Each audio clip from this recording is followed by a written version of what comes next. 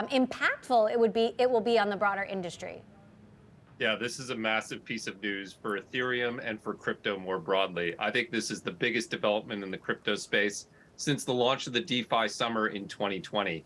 It's going to transform Ethereum into an asset that institutional investors feel increasingly attracted to, maybe even compelled to own. In reality, it's really no different than something like Hex, which is kind of a Ponzi scheme that's crashed in the last few weeks.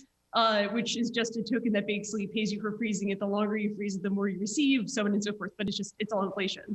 Obviously, we know, Matt, this is a very tribalistic industry, but she kind of likened Ethereum to a Ponzi scheme. Yeah, I don't see that analogy. Ethereum is the new infrastructure on which decentralized finance, NFTs, and stablecoins are being built.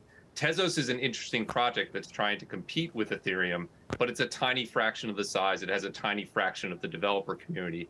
I don't think it's a Ponzi scheme. I think it's the new internet of finance, and we're just at the beginning of that transition. Well, speaking of that transition and tribalism here, what does it mean for Bitcoin, and do you think one wins out of the other, especially when you look at how nascent Ethereum is in terms of valuation compared to Bitcoin?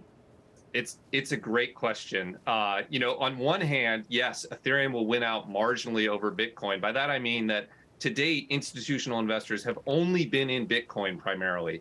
And in the future of crypto, they're going to be in Bitcoin, Ethereum, and I would argue a wide array of assets. That's one of the reasons why Bitwise creates crypto index funds. So it is going to force institutional investors to diversify their holdings.